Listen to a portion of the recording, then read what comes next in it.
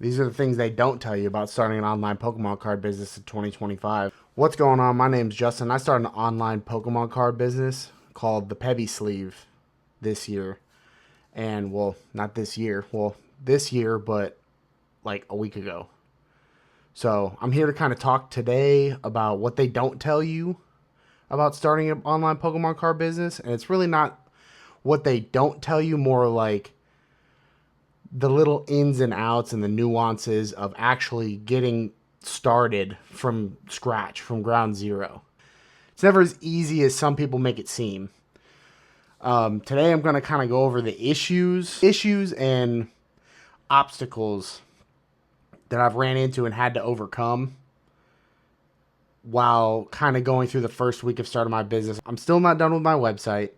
Almost there. A couple of times that I got to the point of feeling like I was almost finished, and then I'd either screw something up or get frustrated and just completely restart from scratch. So the first thing that I really had to go through when starting my online Pokemon card business was, in order to really truly like want to commit to it, not just kind of half-ass it, because I've always like sold cards and stuff on eBay and TCG Player, but I've never actually had like an LLC or like an actual business. I felt like filing for an LLC would put, I don't know if pressure is the right word, on myself to kind of actually start doing it. Like actually developing the website, ordering product or inventory, starting a bank account for my business. Like I feel like without starting an LLC, at least for me, I feel like without actually starting that LLC, I probably wouldn't have gotten this far already. But yeah, no, I really did it to kind of hold myself accountable. The next thing that I did after that, well, there was a couple of things that I did prior to that, but if I was to do it again, this is the order that I would do it in. Now going back and kind of looking at it from outside perspective. Next thing that I would have done was go and get my employer identification number, which is essentially what you need to file through the IRS. You need it for, a lot of people use it for payroll. As an LLC, you're a limited liability company, but in my case, I'm a single member. Like there's nobody else that owns this company. There's nobody else that has any kind of ownership in this company other than me. A lot of people ask the question, do I want to do, or should I do a sole proprietorship or an LLC? In my personal opinion, I would say go for an LLC because it kind of separates you. Like you and your company are two different entities with an LLC. So all the company's assets are the company's assets and all your assets are your assets. One thing that you kind of have to think about is, like, if something happens, am I going to be held liable? Like, not is my company going to be held liable, but am I going to be held liable? So anything that is in your name, if you're a sole proprietor, anything that is under your name essentially is at risk. You can lose your house, you can lose your vehicle, you can lose just about anything. Any of your assets can be taken from you if you have a sole proprietorship. But if you file for an LLC, it kind of separates the two entities. So if something were to happen in your company, they can only go after your company. They can't go after anything that you own outside of the business. That was me personally why I chose to do an LLC. The way that you file taxes, at least from what I've gathered so far, the way that you file taxes for a single member LLC versus a sole proprietorship is very similar. You still mark, I think it's called Schedule C on your tax return form. So the nice thing about starting an LLC and getting an EIN is from the IRS is that all in all itself cost me $50. The EIN from the IRS was free. I had to pay my Secretary of State office it was like $53 and some change, but we'll just go ahead and say it was $50. Another thing that I kind of wanted to talk about is that nobody else really talks about right off the rip is finding a bank. Like finding a bank. So when you have your business at least for me, I wanted to keep everything in my business and everything that I have, like me, myself, Justin, have separate.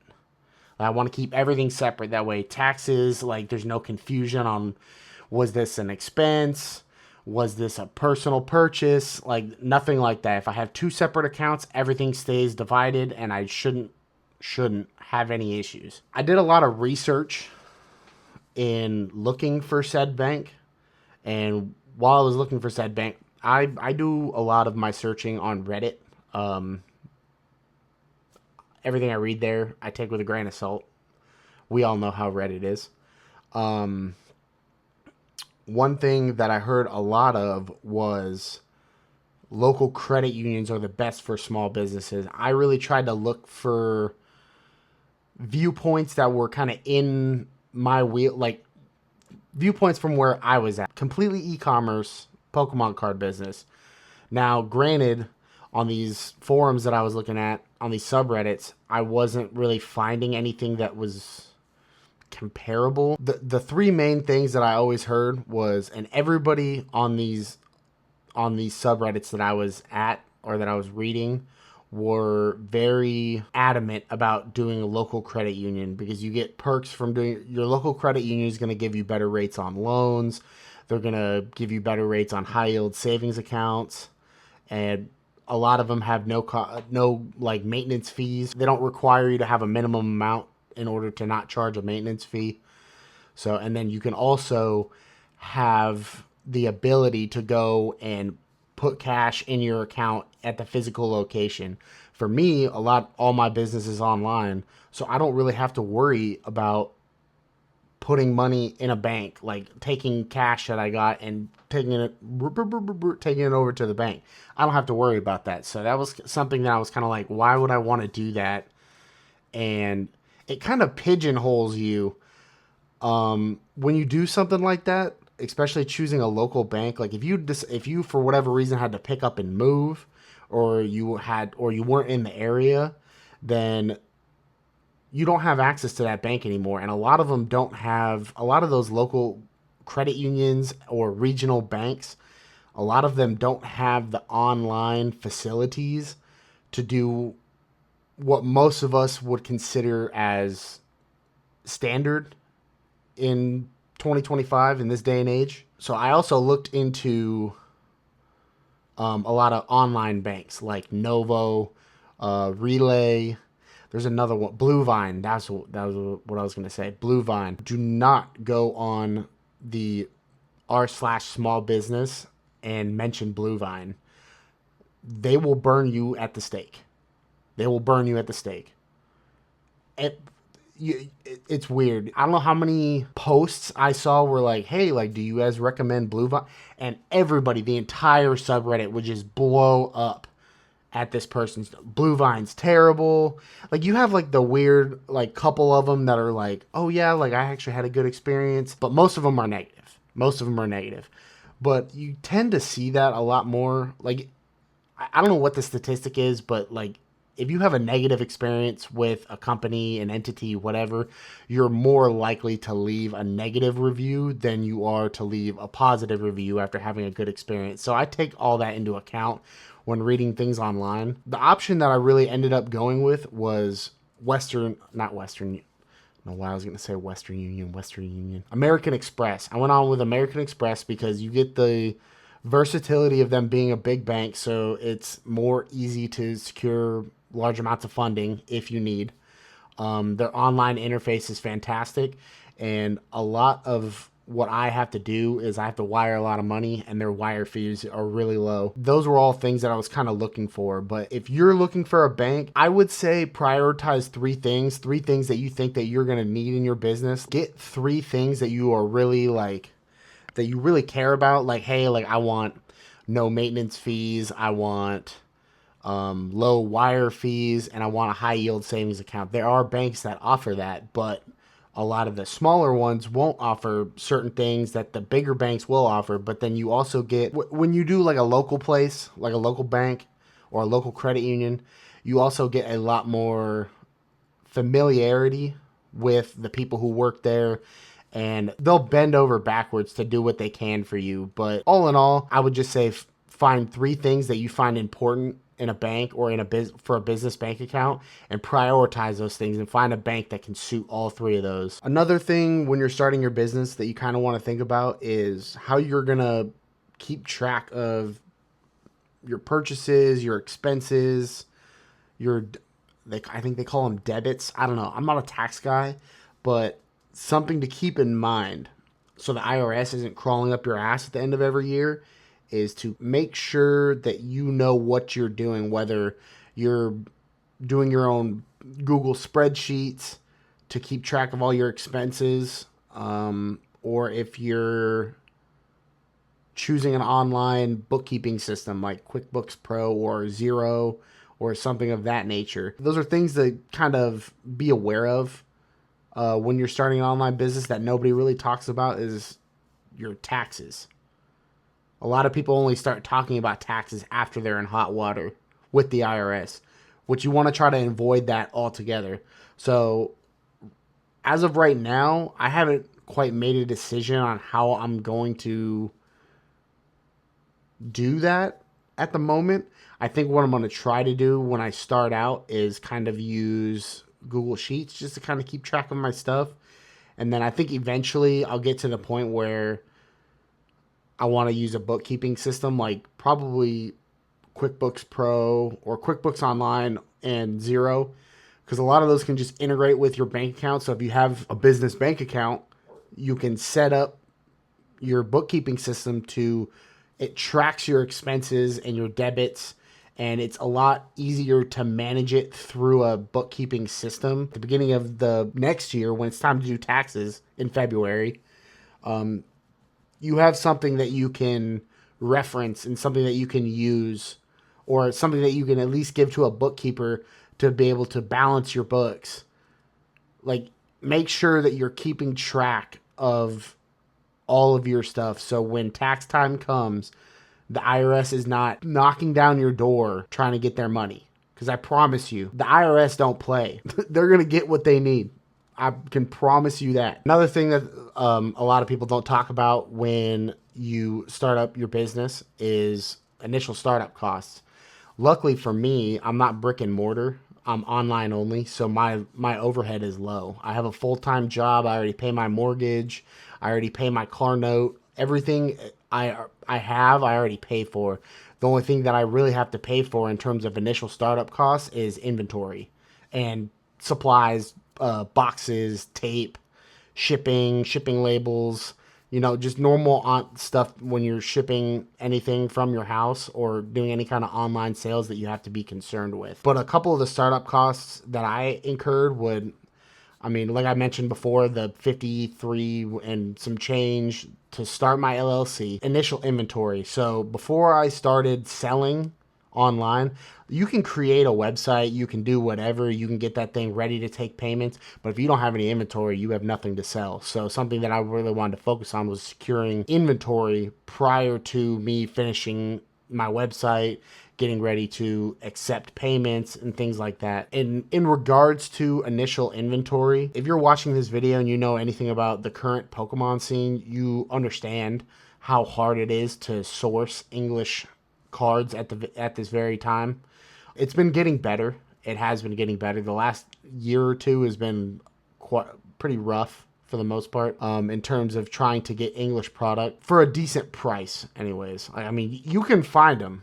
They're out there to buy, but getting them at a price that makes sense, unfortunately, that's the world that we live in at the moment. So what I did was I decided to start selling Japanese Pokemon cards first. Now, I have English cards. I have my own collection. I have singles, slabs, some sealed. A lot of the sealed stuff that I have, though, is booster boxes and Pokemon Center ETBs. I like Pokemon Center ETBs. Those are just what I choose to collect, and booster boxes. But I've accumulated some English booster boxes over time, so I'll probably sell some of those too, just to kind of make sure that I have enough versatility on my site. Those are kinds of things that I'm thinking about when, like, hey, not everybody's always into Japanese Pokemon cards, but maybe like if I have some English on there too, they'll be willing to dip their toes into Japanese. And in my opinion, quality control of Japanese Pokemon are far superior to English. Far superior. The cards look better. They're cheaper. The only problem is that you have them in a different language, which some people can't get over that hurdle, but that's not me. I have no issue with Japanese cards whatsoever. I actually prefer them, to be honest with you. Another thing that a lot of people won't tell you about is what it's like trying to create a website. You hear create your own website and then they move on to the next topic, or they might recommend a place to create your website and then move on to the next topic, whatever it is. If you've never designed a website before, even with the online tools that we have with Shopify and Wix, or what's the other one that I was looking at the other day? I'm not sure. I can't remember exactly which one it was, but I'm sure you can name a few. It's not easy to start up a website or to design your own website, even with these tools. These tools make it a lot easier for you to build your website. I'm a bit of a perfectionist, and that's on me. I think that I need to design a website for a multi-billion-dollar company, but I'm trying to find the balance of like, hey, I'm happy with this product. Like, I'm proud to showcase to you guys, like, I'm proud of what I've created here, but I'm also trying to make it to the point where I'm not going to sit here and I've got products sitting over in the corner and I'm sitting here spending 3 weeks trying to design my website. I'm planning on getting my website done, designed, ready to go by the end of this weekend. I've kind of told myself that I was going to sit down tonight and tomorrow and make sure that that is ready to go by next week. I personally started creating my website with Wix. It's a pretty good online tool for the most part. They only really charge you once you want to accept online payment. You can go on there, design your entire website top to bottom, and for free. You won't have to pay for it until you want to start accepting payments. Another tool that's been immensely helpful with designing this website has been Canva. Canva is another free tool. They have premium options. I don't need a bunch of crazy stuff. I just need something simple, looks good, and will get the job done. Now, with creating a website, another thing that people don't tell you is like, nobody knows that website exists, at least not yet. Driving traffic to your website is another thing. I haven't really had to deal with that yet, but it's a problem that I've been thinking about. A lot of people that I've watched, a lot of videos that I've watched have heavily recommended creating content as a way of free advertisement and marketing. What I've really been kind of focusing on doing is trying to figure out a content schedule that works for me. I work over 50 hours a week, so sometimes it's hard for me to sit down for 4 or 5 hours at a time and do what I need to do. But I mean, I have days off, so it's really just about delegating time on those days off where I can sit down and make videos and talk to you guys, or make a TikTok, or just something of that nature in order to help promote my business. A couple of the places that I'm planning on making content is here on YouTube, Instagram primarily, and then TikTok as well. Oh, well, Justin, I can't make quality content because I don't have a crazy microphone. I don't have a DSLR. I don't have anything to like actually record myself. You have a phone in your pocket. That's what I'm literally recording this video right now, is my iPhone. Granted, I do have it set up on this DJI tripod that I got, and then I also have this microphone because I wanted to make sure that the audio quality was really good. DJI Mic Mini. So this is my first video. I did some audio tests prior to, but this is really my first video kind of using the mic. So I like how it sounds, and it was a really good price. My point is, do what you can. If you're making quality content, if you're giving quality advice, or you're entertaining, whatever you decide what kind of content you want to make, just make it worth watching. Make it worth someone sitting down and spending 10 to 15 minutes watching your video. That's really all you can do for them. Overall, what I would say to do is invest in yourself to an extent. I'm not going crazy. I'm just starting out my business, so I didn't go out and buy a $2,000, $3,000 camera to shoot this video that might get 10 views. I went out and got something to hold my phone that I already own. Take the phone out in your pocket and use your phone. It's what I started with. It's what I'm using right now. It's probably what I'm going to use for quite some time. I probably won't go and invest all that money into something till I know that it's going to be worth it for me. Microphone, that's fine. I use this because I value audio in my videos, and I know that's something that when I'm watching a YouTube video that irks me is when the audio's dingy or muffled or it sounds like real echoey. Like, it's not something that I enjoy, so I want to make sure that that's something that my videos didn't have an issue with. Another thing that they don't really talk to you about is everybody's in business for whatever reason, whether it's to make money, to reach a community. We live in a capitalist society. I think everybody's goal is to make money. Now, are there different ways to go about making said money? Absolutely. One thing that I really wanted to focus on was being fair. My cat's screaming at the door. Noodle, I hear you. I'll be out in a minute, honey. Sorry. My cat. Every time I close the door and she hears me and her talking, she'll sit there and scream at the door. So what I was saying was, a lot of times people won't talk about this is how you want to start your business. Like, I think it's just as important as why you want to start it. Obviously I started this business because I like Pokemon cards. So it's something I've liked Pokemon cards since I was a kid. Loved Pokemon games, everything like that. So it's always been something that's been a part of my life. I'm not expecting to become the next Jeff Bezos of Pokemon. Like, that's not what I'm trying to do. I just want to make a solid living. I want to be able to take care of me, my family, my girlfriend, soon to be wife, and my kids in the future. That's really what I want to be able to do. And I want to be able to work from home so I can spend time with them. One thing that I really don't like about my current situation, I love my job, but one thing that I don't like about it is how much time it takes away from spending with the people that I care about. That's something that's really important to me, especially as my parents get older. That's one thing that I really kind of want to focus on, is making sure that I'm spending the time with them while they still have time left. All in all, not to get too sappy, but how you start your Pokemon business or your online business is just as important as why you want to start it. The model that I'm thinking about going for is making sure that I'm pricing my things fairly. If I can get $5-10 out of that, if I can get 5%, 10%, at least starting out, until at least I can improve my margins, that's something that I'm happy with. And at the end of the day, I want to be a facilitator of this hobby. I want more people to be able to get into it and to enjoy it the way I have for all these years. This hobby's a great place when it's great. I think right now we're in a bit of a decline. The scalpers, what have you, contribute to that, but I think a lot of people at the same time are gatekeeping to a certain extent. If they want to enjoy this hobby, I want them to be able to enjoy Pokemon too, and I want them to be able to do it at an affordable price. Those are some things I really want to talk about, and things that they don't really ever tell you when starting an online Pokemon card business. Never really tell you about the semantics.